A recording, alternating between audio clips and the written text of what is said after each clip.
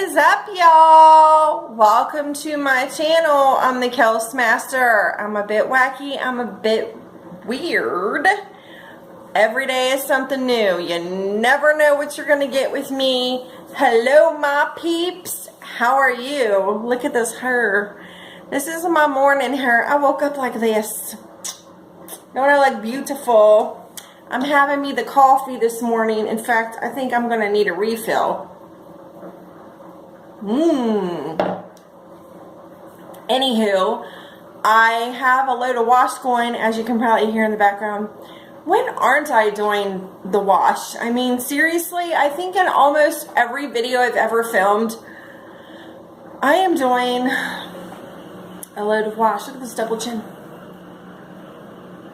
Anyway, so I'm kind of bummed because I was really hoping yesterday my new eyeshadow palette by Laura Lee Cosmetics, Laura Lee of Los Angeles, the Nudie Patootie eyeshadow palette. I was really hoping that was going to come yesterday.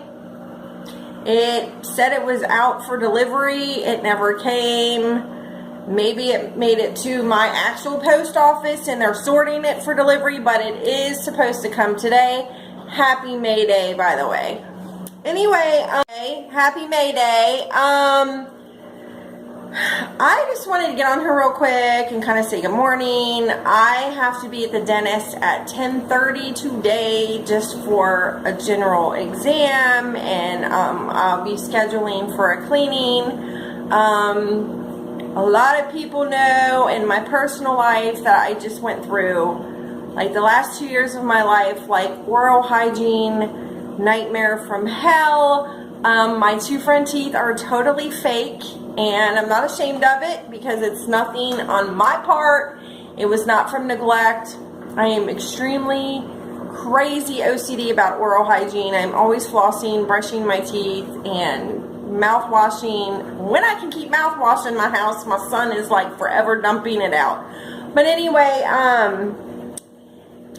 when I was like 12 and I literally just got my teeth grown in, I lost my two front teeth and just got my two front teeth in, and I was riding a bike, and I grew up in a little town in Cincinnati called Mount Healthy, and there used to be this row of trees on the side of the house, and there was this little hill, and I was going down the hill on my bike, and there was a branch, and I didn't see it, and I hit it, and I fell face first and busted my teeth out, and it was horrible pain. Blood was squirting everywhere, and I was raised by a single dad. He was a used car salesman and a waiter growing up to support his kids. There was 3 of us total, and then I have 2 other siblings that are from my mom, but my dad was the father to me and my full-blooded brother and sister. But anyway, so he didn't have a lot of money and he couldn't afford dental insurance, so we had to go to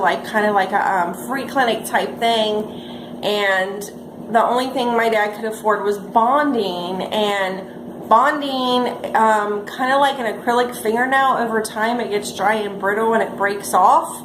And so after a couple years the teeth would crack or break and I have to go back and get more bonding.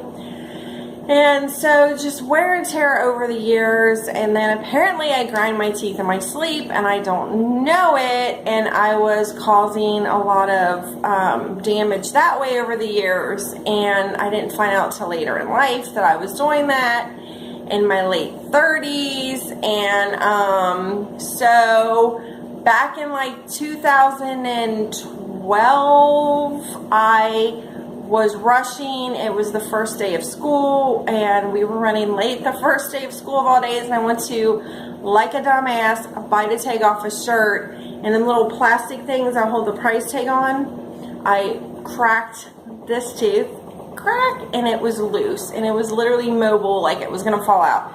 So I got in to see the dentist that day on an emergency, and he said, hey, we can give you crowns, but it's not going to really last. This is going to be temporary. Eventually, you're going to end up losing that tooth. Actually, it was this tooth. I'm pointing at the wrong tooth. And it lasted about 4 years, maybe, and just the wear and tear of grinding my teeth. And so my tooth was just getting looser and looser and looser over time, and it was starting to droop down and droop down and droop down. And one day it physically just fell out of my mouth and I looked like a toothless hillbilly, and I was devastated. And this is cosmetic. We don't have dental insurance anyway. And if we did, it wouldn't have covered it because it's cosmetic. And I had to pay like $6,000 to get my tooth an implant, and I had to get the root extracted because even though the tooth fell out, the root was still there. Then I had to have the crown next to it redone so they'd match. I had teeth whitening done. So all that, and we saved and we pinched pennies, and my husband used his income tax returns from last year, and it was a nightmare. So I finally got my teeth fixed. All was good. I use over-the-counter at home teeth whitening products because going to have it professionally done is like $500, and I just can't afford that. And so now I'm starting to get a tiny gap right here. And I'm like, great.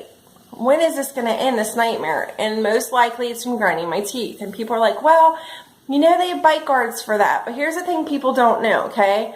I have trouble breathing at night. I've been suspected of having sleep apnea.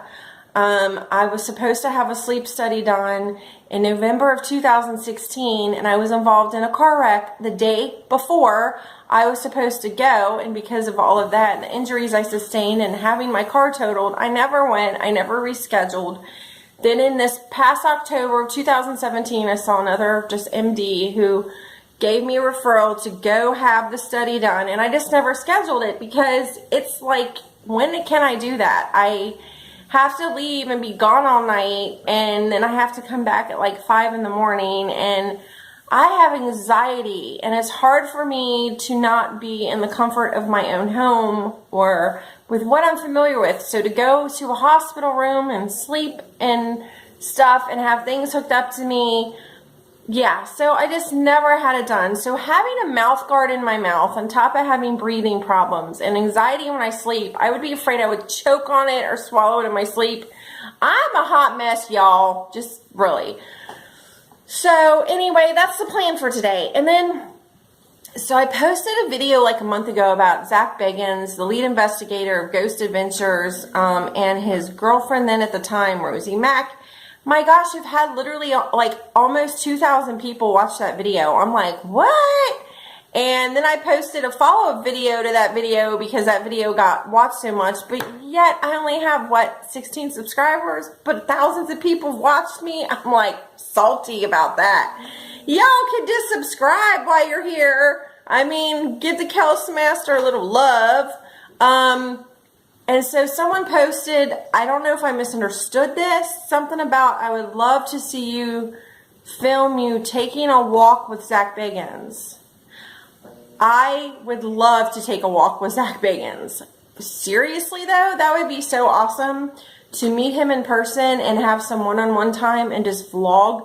My husband would probably be freaking out, insecure the whole time, thinking I'm going to leave him for Zak Bagan. But, that would be so awesome because I would for real love to just take my little cell phone camera and personal time with Zak Bagan and just be down to earth and real with him without like it being all super professional and Aaron and his camera in our face. And I'd like to meet Aaron too because he's a goofball, and I think we would probably make each other pee our pants because we'd be having each other laughing. But anyway, that'd be awesome. But seriously, I don't think Zak Bagan would ever do something like that, number one. His schedule probably doesn't call for it, number two. Although Zak and I do have a lot in common. We're both afraid of heights. I'm claustrophobic. I don't like to fly because I'm afraid of heights and claustrophobic. That is the worst place to be for someone who's afraid of heights and claustrophobic, stuck in an airplane at 20,000 something feet. And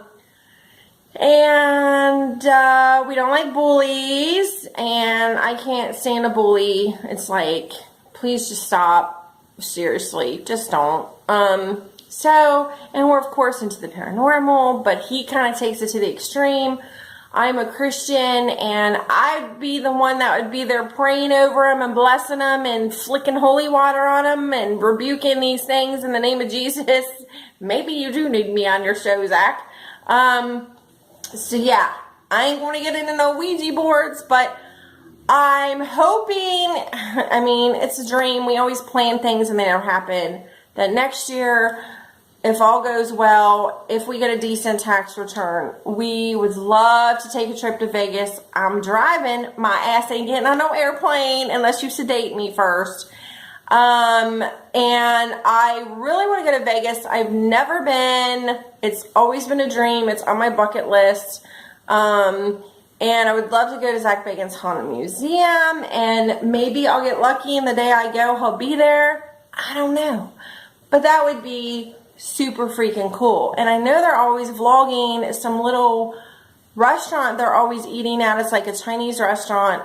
I might just have to go up in there and eat while I'm there, and maybe I'll bump into him. You never know, but that would be so awesome. And yes, we all know that Zach comes off as very arrogant and cocky. Poor Aaron. Aaron, go to that dark, spooky hallway down there. It's always Aaron. Poor Aaron's a scapegoat. And Zach does come off like kind of an a-hole on the show and very domineering and controlling. But you know what? We don't know what goes on when the cameras are off. We don't know what it's like in their personal life. Aaron is obviously a grown man, and he doesn't strike me as a type as a pushover. He's a very nice guy and very laid back and very cool, but I really don't see him being the type to just let Zach bully him around and be an a-hole. They've known each other for years. They're best friends. I know I have friends I have that relationship with. My husband and I have a hate-love relationship. Like, oh, I hate him so much. I just want to domestic violence, push him off the bridge. But then I love him so much, I would like want to jump in the water and like save him. Not literally, people. No need to call the po-po. But anyway, you know, we don't know. We just don't know what goes on when that camera is not off. You don't know what it's like here when I turn my camera off and I'm not filming a YouTube video. But anyway, I need to get my butt up in the shower. Zak Bagan's baby, if you see this, call me. I literally live 5 minutes from Bobby Mackey's. 5 minutes. It's a hopper and a skipper down the way. So if you know you're going to be coming around this way, and I met Bobby. He's the nicest guy in the world. Email me. My business email is listed on my channel under my information. And let's make arrangements. It would be so freaking awesome. And I want to meet Gracie and introduce her to Furby, my Chihuahua wannabe pit bull. And hopefully they get along, because Furby, he gets jealous. But he's blind in one eye and has a broken ear, and he's harmless. He just thinks he's big, but he's not. He's our rescue puppy, and we're pretty sure he was abused before we had him. So, anyway, seriously, that'd be awesome. Call me, Zach. Call me, Aaron. Email me. Let's set that up. You guys really do need to do, like, some kind of stuff here in the Natty. You haven't been here in a while. Yeah. And I'll tell you what. I'll be your guinea pig. I'll go down the dark hallway. As long as there's no demons. I don't mess with no demons. If it growls, I'm out. I'm rebuking, I'm throwing holy water, and I'm calling on the Holy Spirit, and I'm out. I'm gone. Peace and chicken grace. Okay, guys. Have a happy Tuesday. Hopefully my nudie patootie palette comes today, because I really want to try it with my funky fat friends. Like, subscribe, and share.